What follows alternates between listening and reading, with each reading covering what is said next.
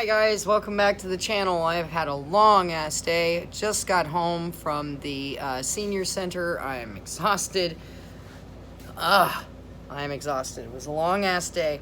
Today our topic is a suggestion from Z Oliver, and it is about dogs in nature preserves, on nature trails, places that they clearly don't belong. Okay? One of these ads, or one of these articles, one of these comes from kirklandwashington.gov, and this is their pet waste final report, bacteria monitoring, outreach, and education. And uncollected dog waste on sidewalks, parks, and public places unsightly poses a health threat to people, pets, and wildlife, and pollutes local waters. With jurisdictional funding from the King Conservation District, the city of Kirkland ran an 11-week campaign from September through November 2019, evaluating the impacts of pet waste, bacteria on water quality, conducting a targeted education outreach program or campaign to change scooping behaviors, fucking gross, evaluating whether education and outreach efforts lead to measurable changes in bacteria levels in the local creek. Sorry for all my misspeaking, been a long day. They used brightly colored survey flags and signage. The city staff marked all locations of unscooped dog waste. God, whose job? That sucks. In 2 city parks over the course of 3 weeks, the visible display paired with targeted outreach efforts and regional media coverage led to an 80% reduction in unscooped dog waste, lasting at least 2 months after the outreach. That's part of the problem. See, they all just stop again. They don't care. And as far as like nature's concerned, they just to them, it's out of sight, out of mind. Once the dog has dropped it, and they just walk away, and that's it for them. They don't care. It's disgusting. I'm going to go through this just kind of quick because we have better articles to get to, but this is kind of important. Kirkland's Juanita Creek watershed drains 3,623 acre area and contains approximately 15,209 households. There are 2,663 licensed dogs, and the actual numbers of dog may be closer to almost 10,000. Of course. Research suggests that between 17% and 40% of dog owners do not pick up after their dogs. In the watershed, this results in an estimated 1,186 to 2,790 pounds of uncollected dog waste daily in the Juanita Creek watershed. That is so fucking gross. Look, all by itself, okay? Just exclude children being attacked, veterans, and people being killed. This right here, by itself, to me, is enough reason to rid the planet of these things. Dog waste contains harmful organisms like E. coli, Giardia, and worms that can be transmitted to people and pets if not cleaned up. The average dog waste deposit contains 50 million colony-forming units of bacteria per gram, which may survive in dog waste for weeks.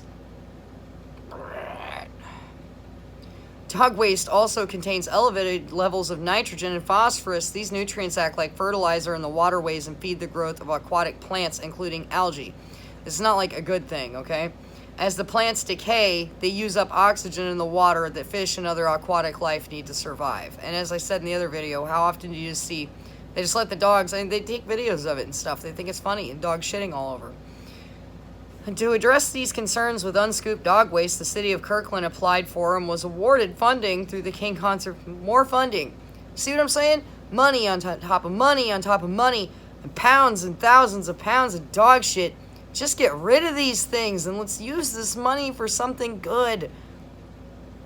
2 parks in Juanita Creek watershed were chosen as the primary focus of this campaign. Hazen Hills Park and Juanita Beach Park. Hazen Hill Park experiences heavy use by neighborhood dog owners, and a reach of Juanita Creek bisects the park with unrestricted access to the water by dogs and humans. It's one of Kirkland's most heavily used parks. The park experiences seasonal beach closures due to high levels of bacteria on the north side of the park. It is frequently used as an unofficial off-leash area. Goals of the campaign were to evaluate the impacts of pet waste bacteria on water quality, conduct a targeted education and outreach campaign to change scooping behaviors, and evaluate whether education and outreach efforts would lead to measurable changes in bacteria levels in the local creek. Few studies have explored the relationship between education efforts and physical environmental conditions, but there is evidence that educational campaigns can be effective means of reducing bacterial. Yeah, for what? Would they say 8 weeks or something? The samples from the sections of Juanita Creek that runs through Hazen Hill Parks were collected and analyzed for fecal coliform, E. coli, and the EPA canine genetic markers. Samples were collected pre and post outreach to determine whether a measurable difference in bacteria levels could be observed as a result of education and outreach efforts. The frequency of uncollected dog waste was counted and mapped on a weekly basis, before, during, and after outreach, to determine whether education and outreach efforts had led to a reduction in uncollected dog waste. Improved signage, new pet waste stations, and pet waste bags were installed in the study areas to facilitate proper disposal. Once again, if these people aren't doing this stuff themselves, why are we all paying for this crap? Just get rid of all these damn fluffies. Ugh. Targeted education and outreach campaign was conducted over a 3-week period. Outreach efforts included marking all documented and unscooped dog waste occurrences with brightly colored flags, accompanying signage, direct mail newsletters, and someone following Fluffy around and then writing okay. And like I said, I'm going to skip through this too, some of it, so I'll put the link up. You guys should check this out. It's an interesting article. Water samples for fecal coliform and E. coli were collected 3 times per week for 3 weeks prior to outreach, and then 3 weeks after outreach.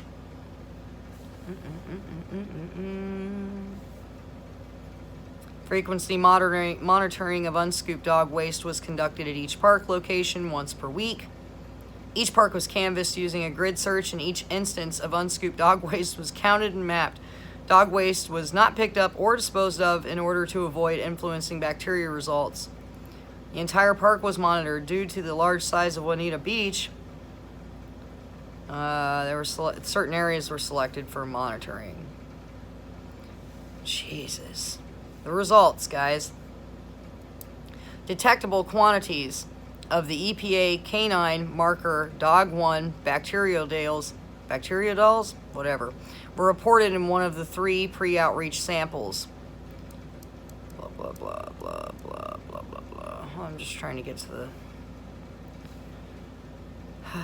Geometric means were calculated for pre- and post-outreach fecal coliform and E. coli results, and downstream sampling location results are reported below.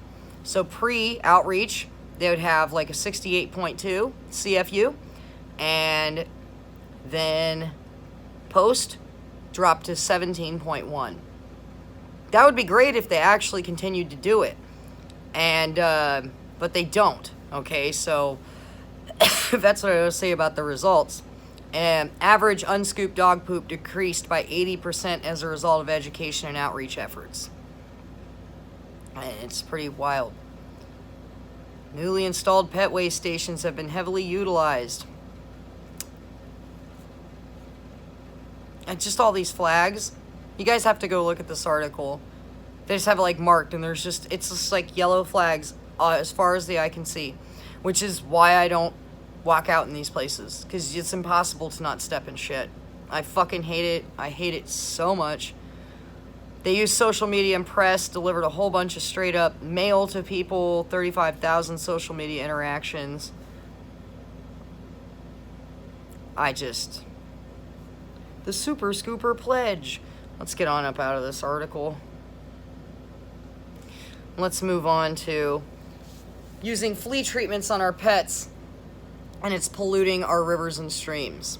Highly toxic insecticide that is used on cats and dogs to kill fleas is poisoning rivers and streams across the United States and the UK, according to 2 recent studies. And this was from November of 2020. It's directly affecting water insects, fish, and birds that depend on them. And then they show a picture of a shit-eating dog. Both studies focused on fipronil, a pesticide commonly used as anti-flea substance. excuse me, in many parts of the world has several properties that make it an attractive pest control agent. No one cares, shut up.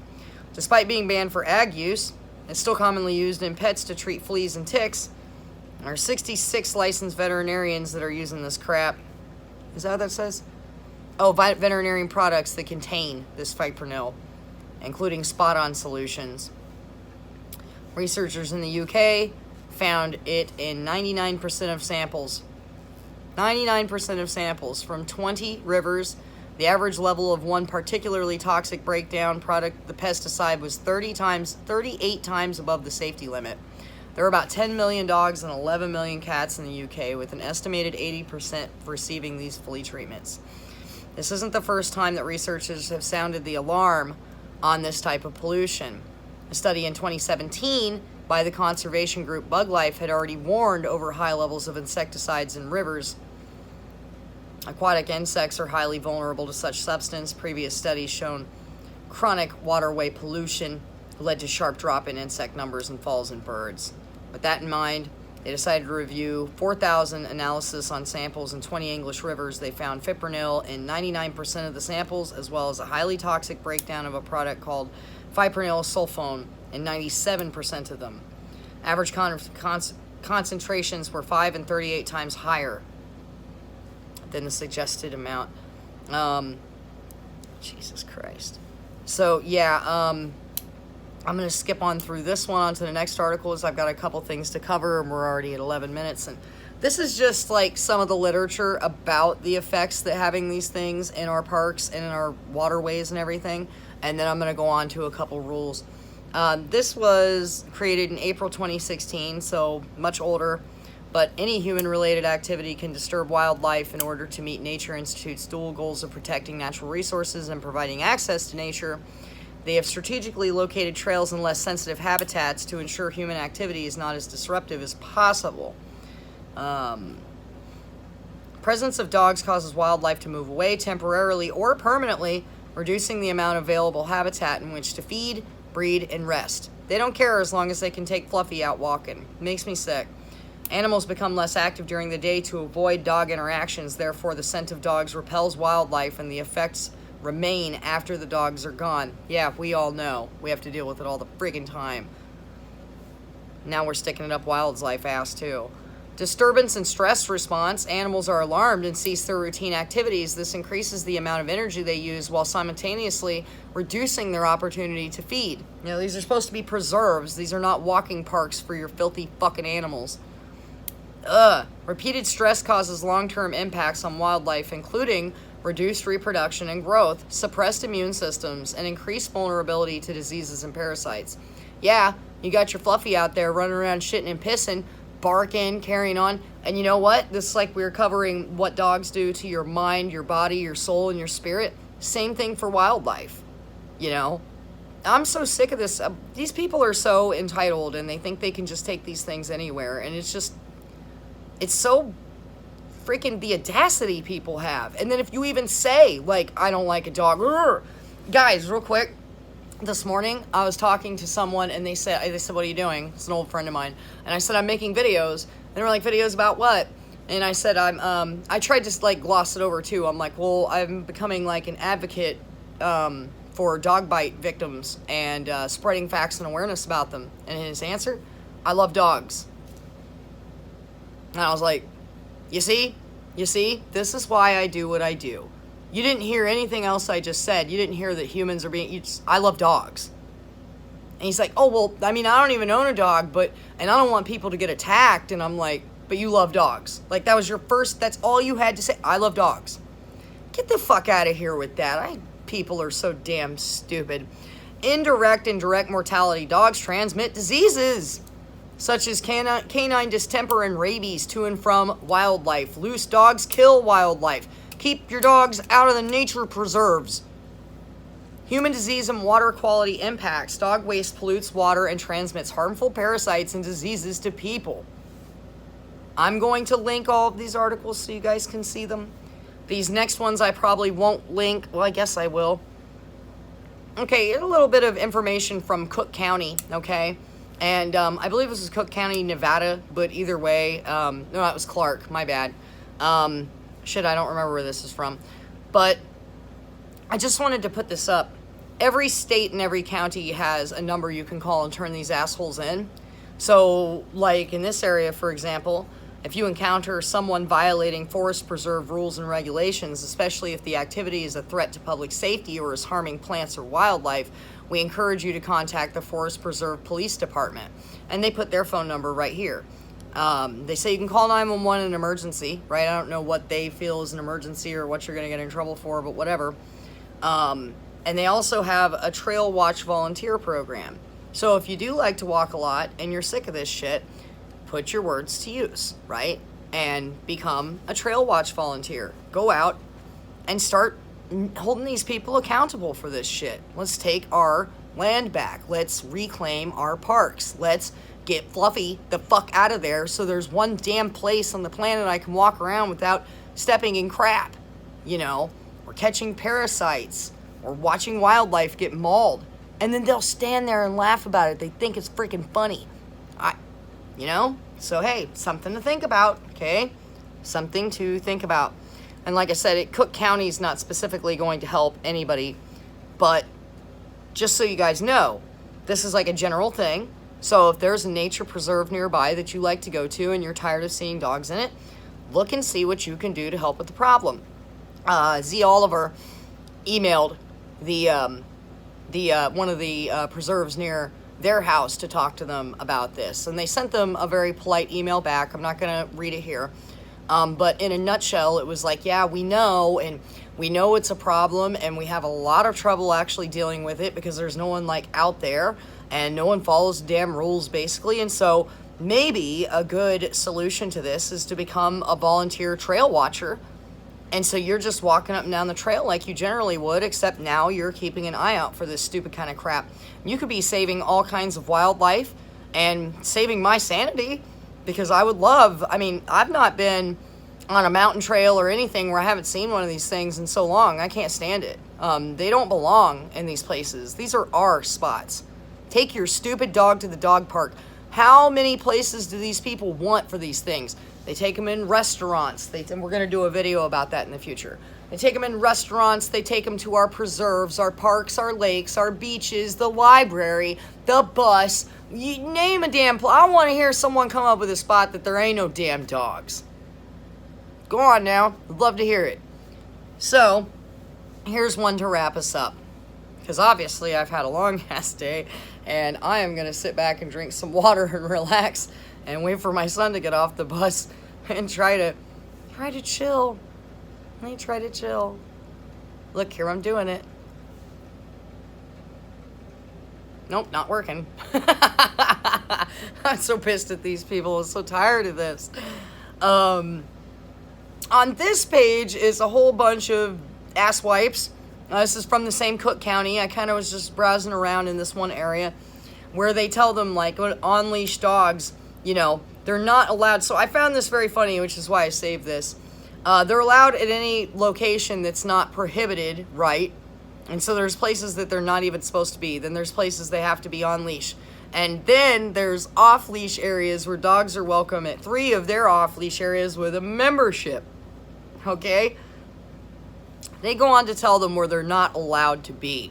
They're not allowed to be at the nature center, in the buildings, the grounds, or the trails. Okay? Oh, this is in Illinois.